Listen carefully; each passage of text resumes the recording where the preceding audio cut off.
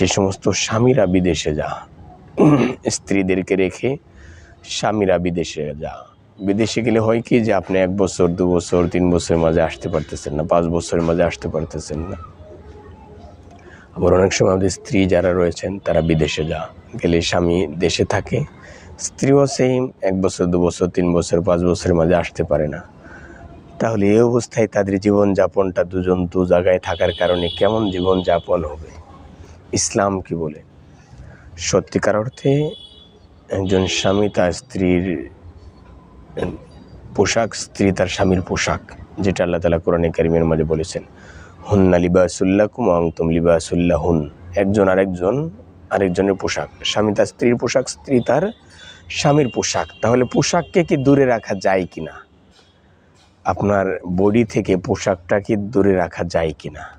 আপনি বলেন, কত সময় আপনি দূরে রাখতে পারবেন বলেন? আপনি তীব্র শীত চলছে, তীব্র শীতের মাঝে আপনি যে শীতের একটা সোয়েটার রয়েছে, এই সোয়েটারটা আপনি কতক্ষণ দূরে রাখতে পারেন? একটা যে চাদর রয়েছে, কম্বল রয়েছে, সেটা কতক্ষণ আপনি দূরে রাখতে পারেন? সম্মানিত শ্রোতামণ্ডলী, অনেক কথা বলার ছিল, স্বল্প পরিসরে এটুকুই শুধু বলা হলো যে যদি আপনার পোশাকটা দূরে রাখা হয়, আপনার শরীরে কেমন একটা অস্বস্তি লাগে।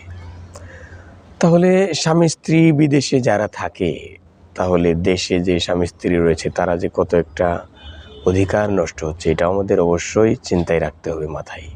হ্যাঁ, কর্ম করার জন্য যেতে হয়, হ্যাঁ যাবেন, কিন্তু এর মানে তো এই নয় যে স্বামী স্ত্রীর জন্য যে লম্বা সময়ের গ্যাপ হয়ে যাচ্ছে, 2-4 বছর 5 বছর 10 বছর এমনও গ্যাপ হয়ে যায়। তাহলে আপনার যে স্বামী অথবা স্ত্রীর যে হক রয়েছে সেটা আপনি কিভাবে আদায় করলেন, কিভাবে ফিল আপ করলেন? এর জন্য তো আপনার আল্লাহর কাছে অবশ্যই জবাবদিহিতার মুখোমুখি হতেই হবে। এবং স্ত্রী অথবা স্বামী নিজ দেশে যে থেকে গেল, সে তার নিজের সতীত্বটাকে কীভাবে সে রক্ষা করবে, তার নিজের ইজ্জত আবরুকে সে কীভাবে রক্ষা করবে, এটার কি সলিউশন রয়েছে বলেন? এই জন্য অনেক সময় দেখা যায় যে এর পরিণামে, রেজাল্টে দেখা যায় যে তারা পাপের পথগুলো বেছে নিচ্ছে। এই পাপের পথ খোলা রেখে তো ইনকামের জন্য আপনাকে যাওয়ার জন্য বলা হয়নি, বরং এই জায়গাটা সংরক্ষিত করে তারপরে যাওয়ার জন্য বলা হয়েছে।